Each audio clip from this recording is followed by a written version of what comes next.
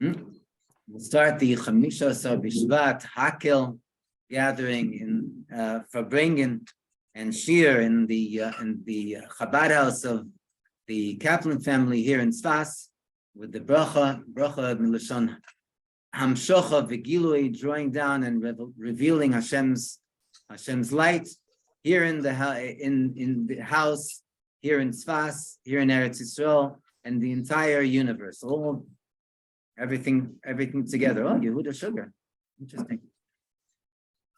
Everyone's invited to make a bracha, make a l'chaim at home, and we'll start with a bracha here. Baruch ato Adinoi, Eloheinu melech ha'olam, beirei pri hagofem. Amen. How did I hear Amen if you're mute? That's a good question.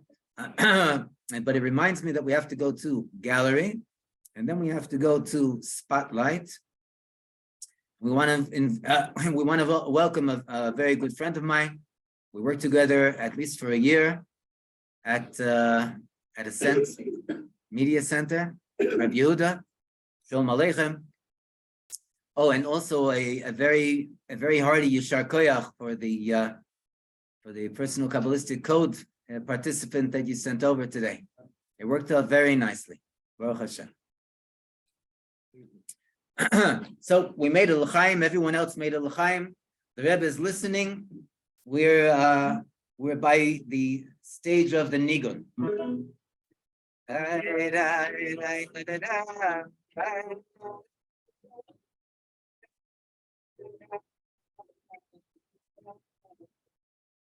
Everyone's invited to join in.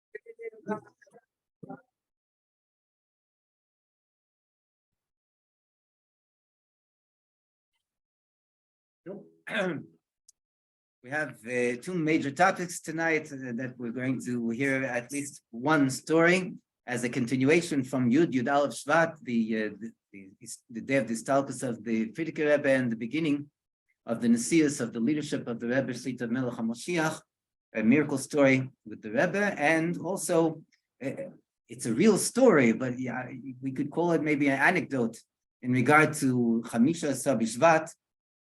And it connects to a sikha of the Rebbe in regard to Chamisha Bishvat and the connection between us human beings and the trees. But before we get to Chamisha Bishvat, the story with the Rebbe. There are many unbelievable stories that have been told in regard to the Rebbe before he accepted the leadership of Chabad Lubavitch upon himself. Oh, Shalom Aleichem. This is wonderful. Kum Zetza Chavek. Rav Pinchas is here. Pinchas hu Eliyahu. Pinchas ze Eliyahu. Yeah. Anyway, please. So this is one of the stories with the Rebbe before he accepted the leadership of the Nasius of Chabad. It's told about a chassid, but it wasn't a Lubavitcher chassid, a chassid from the Gera Chasidim. And this Gera chassid, he was raised, he grew up in Yerushalayim, he got married, he had a daughter, but somewhere along the line, things became shaky spiritually.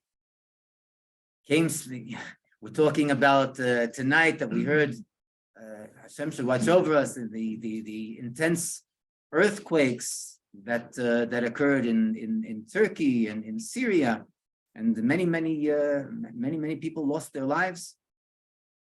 Whatever Hashem's cheshbon is, it's something that we have to ask Hashem to have Rahmanas, because the world is supposed to be in tranquility. The world is supposed to be in a peaceful state, and it's not supposed to be shaking. And Hashem has many ways to go and to take care of people that have to be taken care of.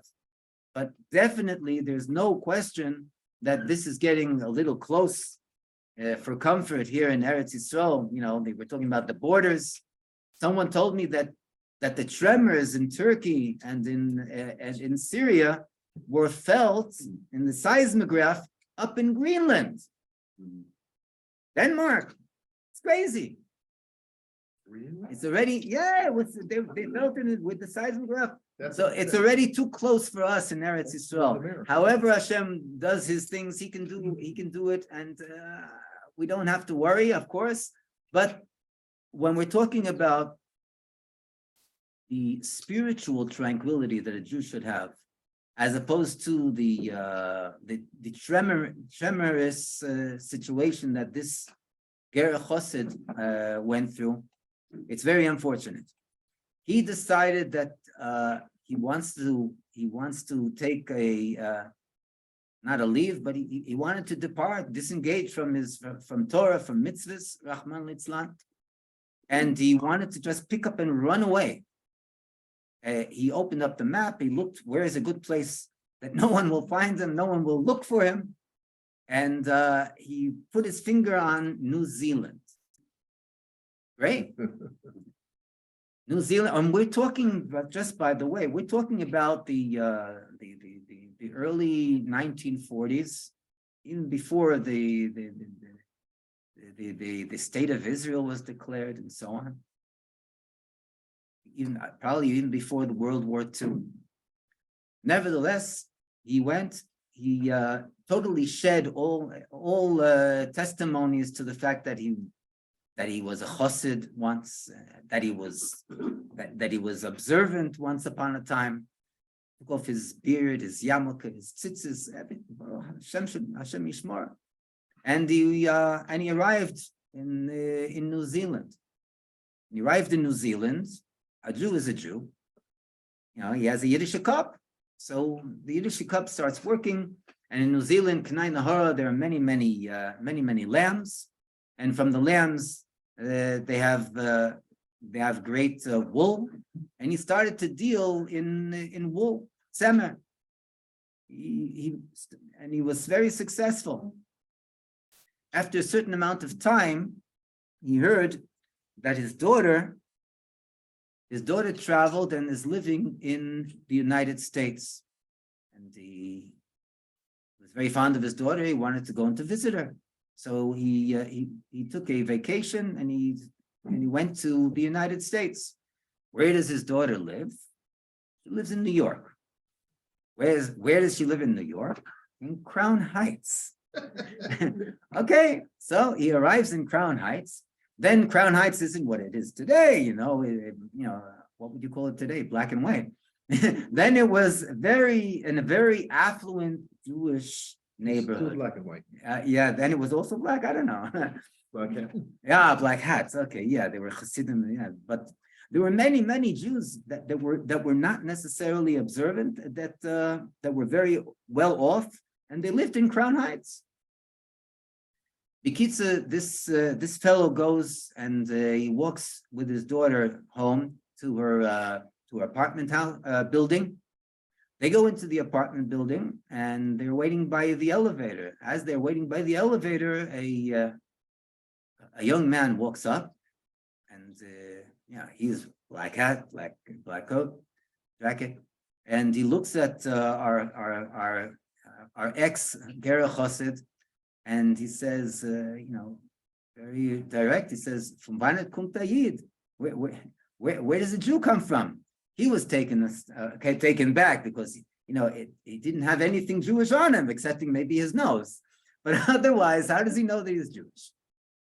So he looks and he's polite. He says, "New Zealand." In other words, it's New Zealand. You ever heard of the place? So the young man looks back and he smiles. He says, "Okay." The elevator door is open and they go into the elevator.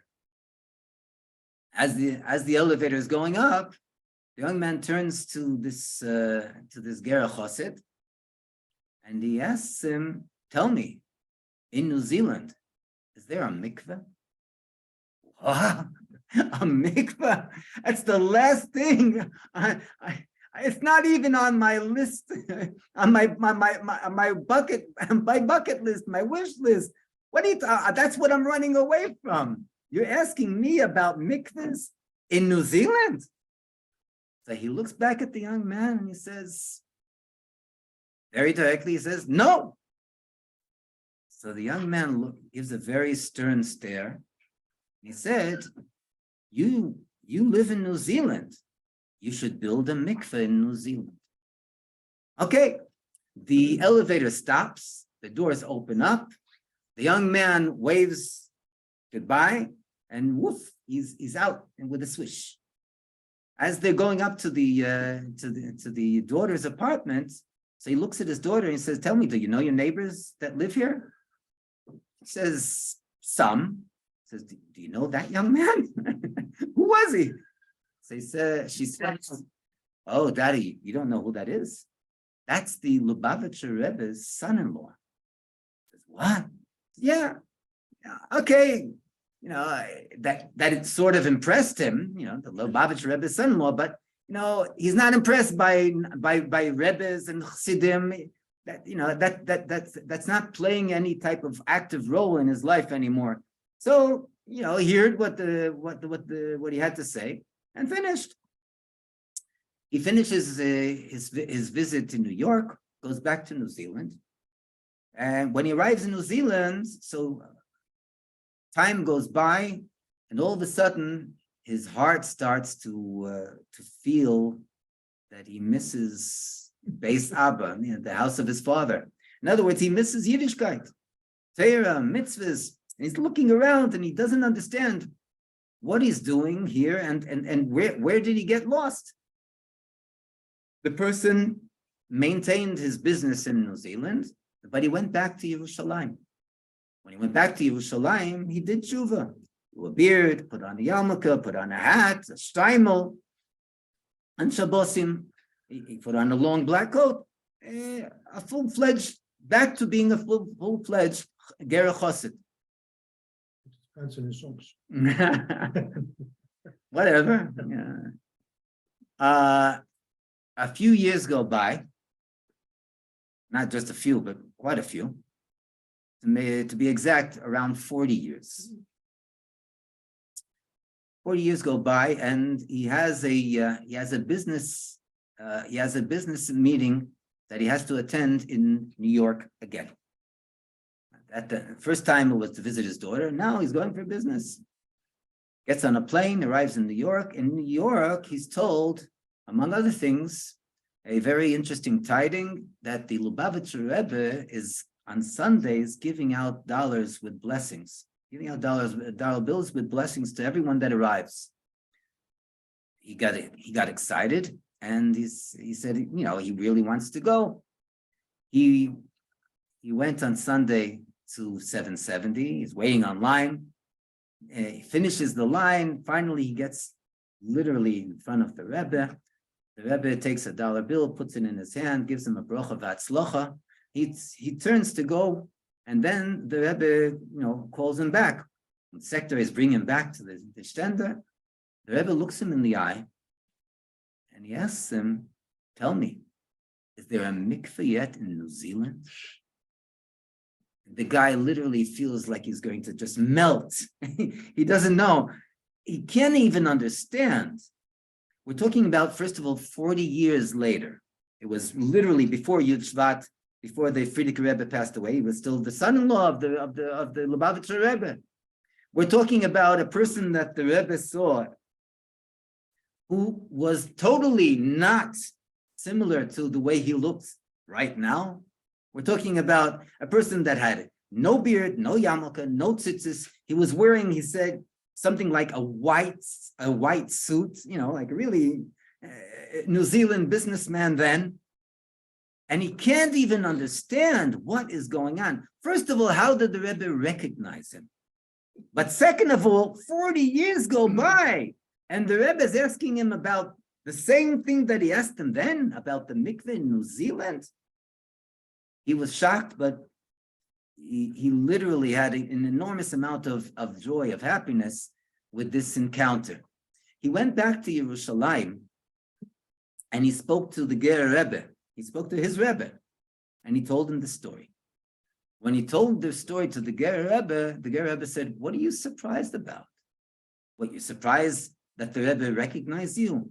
The Rebbe has Ruach HaKodesh. He has the divine inspiration. Besides, when the Rebbe looks at a person, he's not looking at the person, the flesh and blood. He's not looking at the body.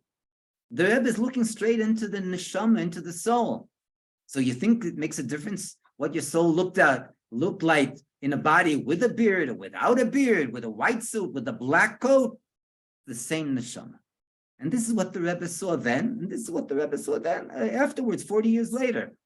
But if you ask me, the Ger Rebbe said, what is the most incredible and impressive part of the entire story? It's the fact that 40 years later, the Rebbe is dealing with unbelievable amounts of important and relevant things. He's dealing with all the shluchim in the Chabad houses, thousands of shluchim all over the world, and all of their matters, the material matters, the spiritual matters, things that are like, life and death situations. And 40 years later, the one thing that the Rebbe doesn't forget about and is bothering the Rebbe is whether or not there's a mikveh in New Zealand. This is something that is beyond me. This the Ger Rebbe said. But this is something that we have to bring into our reality, into our awareness. When we're talking to, first of all, when we're talking to our fellow Jew, so it's not the person and it's not the garments that make up the Jew. We know it's the neshama. And the Alter Rebbe says very clearly in Tanya that there's no way to be able to go into judge between how high the person's neshama is and the root of the source and the source of the person's neshama in Perek Lamed Beis. And therefore, there's no question that we have to have a great amount of connection and love and unity amongst the entire Jewish nation. Doesn't make a difference how the person looks or how observant the person is and so on.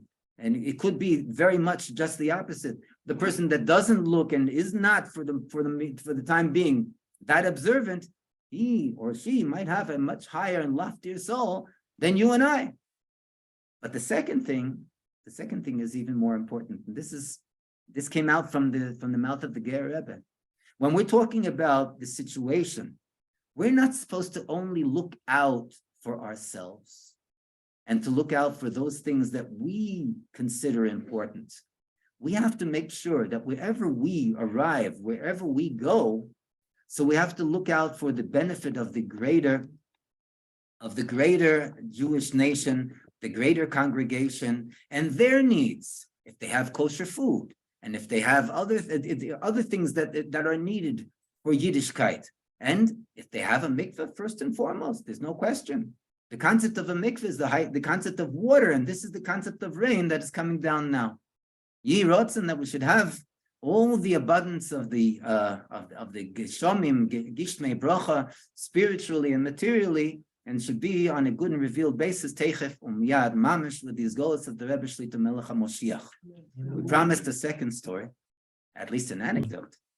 I heard this from Rabbi Ashkenazi's son, the Rav of Kfar Chabad, he has a son, Yibadol Chaim Tevim, who gives lectures, and he mentioned this story in the name of his father. His father, Shmuel Mordechai Ashkenazi, grew up in Tel Aviv. Yeah, he wasn't always in Kfar Chabad. He grew up in Tel Aviv, and he tells about a story going back years before the founding of the state of Israel. And then there, Israel, or as it was called then, Palestine, was a colonial settlement land under Great Britain. Being so, people came from the government of England in order to see what's going on here in Israel. One of them, who is well known, is Winston Churchill. Winston Churchill came to visit in Israel, and we're talking about again before 1948. He came to visit in Tel Aviv. Then Tel Aviv was being developed. It was sand, and maybe the most developed part of Tel Aviv was Yaffo, as opposed to today, it's just the opposite. And when everyone heard that Winston Churchill is coming to visit, so then the mayor of Tel Aviv, whose name was Dizengoff, I think Mayor Dizengoff, if not mistaken, he was the mayor of Tel Aviv, but I think his first name was Meir. He decided that he has to prepare. He has to make sure that it's enchanting. That Churchill will find favor in that Tel Aviv will find favor in the eyes of Churchill. So among the things that he went and prepared was, he said, we have to prepare trees. You have to have trees. You can't have Winston Churchill visiting a barren land. That's what Tel Aviv was all about. They didn't even have trees then. So he gave an order to take from Mikveh Yisrael. Mikveh Yisrael was the agricultural center and school, the main central agricultural center and school of Israel then. And he said to go and to cut down trees. Literally, they had many trees there.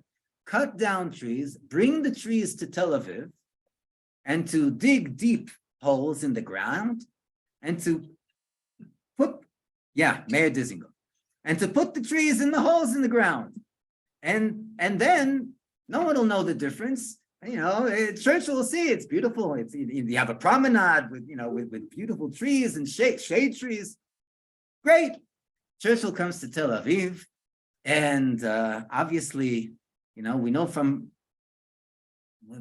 experience that when someone important comes, so people speak, but then begins all the pushing and shoving. People want to be up front to see.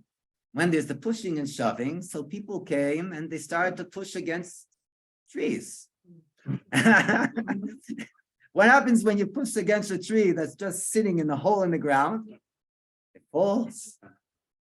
So then when the trees started to fall, so Churchill turns to Dizengoff and he says, listen, I don't want to tell you now, but remind me afterwards. I want to tell you something. Okay. The visit was over, and they were sitting in private in an office or at home. And Dizengoff says, "What did you want to tell me?" He says, "Listen, I'm not a farmer, and I don't know much about agriculture. But one thing I do know: a tree cannot stand without roots. You're not going to be able to plant a tree that will stand if it doesn't have roots." Those were the philosophical words of Winston Churchill to Mayor Dizengoff. Now, taking this as the anecdote, Lahavdil, the Sikha of the Rebbe, it says, Chochma Bagoyim Tamin. There's a Sikha of the Rebbe that explains the parallel between human being and the trees. As we know, it states very clearly, Ki ha'adam eitz hasodeh, for a human being is compared to a tree of the field. Just as we have, human beings have the day of judgment, Yom Hadin, in Rosh Ha'Shana, Tishrei, so also there's the day of judgment for the trees, which is Chamisha Asar B'Shvat, the 15th of Shvat. What other parallels do we see? The Rebbe brings the entire tree and brings us the parallels between the tree and the human being. Where does the tree start? You already heard. The tree starts from the roots. But the roots is something that we do not see. It's not apparent to the eye. It's underneath the ground. And nevertheless, the tree receives all its nourishment and all its chayas. From where? From the roots. This is where the roots sap up the water, it saps up the minerals and everything that the tree needs in order to be able to grow and to exist. By us, the roots are the emunah, the belief of the Jew. When we're looking at a person, emunah is something that we can see with our eyes. It's hidden. It's not hidden under the ground, but it's not there. It's not apparent in front of the eyes. But this, the emunah, is that source from which the entire tree, the entire human being, the entire Jew has it. We have our existence from. Then we go from the roots, we go to the tree itself, the trunk, the branches, the leaves. These express the beauty of the tree. And this is something that is compared to, the Rebbe says, to what? To Torah and mitzvahs. We can have a lot of emunah, but when we want to see the beauty of the neshama and its flourishing and as it's extended outwards, so this is dependent on the conduct, the behavior of the Jew. The more Torah that the Jew learns, the more mitzvahs, good and acts of goodness and kindness that we do. This is something that is expressing the true beauty of the tree of the Yid. Last but not least, we can be beautiful trees, the Rebbe says, but that is not the completion of the tree. The true completion of the tree is when the tree has fruits, and then the tree not only has fruits, but it has also the seeds that are in the fruits, from which we can grow new trees. After we plant the seed in the ground and comes up a sapling, and we go and we plant the sapling in the field, we can bring about new trees with more fruits. And this, in regard to the human being, in regard to the Yid, is the fact that a Yid doesn't go and say, I've taken care of myself, I learned Torah, I do mitzvahs, I have a beautiful tree. That's all that's all that interests me. No. If we're not making fruit, if we're not bearing fruit, if we're not sharing our Torah and doing our good deeds with our fellow Jew, so then the tree is totally incomplete. It can be a beautiful tree, and it can have beautiful branches and leaves. But if it's not making fruit, it's not bringing another Yid closer to Torah, closer to mitzvahs, so then there's something that is very lacking and missing in this tree. This is what the Rebbe instills within us, to go out and to make sure that we're going to bring about fruits not only in ourselves when we learn Torah, when we do mitzvahs, but fruits all over in our environment. Making sure that another Jew will learn Torah, making sure that another Jew will do a mitzvah. And through this, we bring about the mitzvah of Hakel, ingathering, because we're bringing one mitzvah leading to another mitzvah, mitzvah gereres mitzvah. And this other Jew will go and make sure that another Jew will learn Torah, another Jew will observe additional mitzvahs. And until we come to the biggest and the greatest of mitzvahs, the mitzvah of Hakel in the Beis HaMikdash, Shlishi, the third in the internal Beis HaMikdash, with the Izgolos, the revelation of the Rebbe Shlita Melech Ha'Moshiach, and should be Teichef Umiyad Mamish. Amen. We'll end the recording with one more niggin.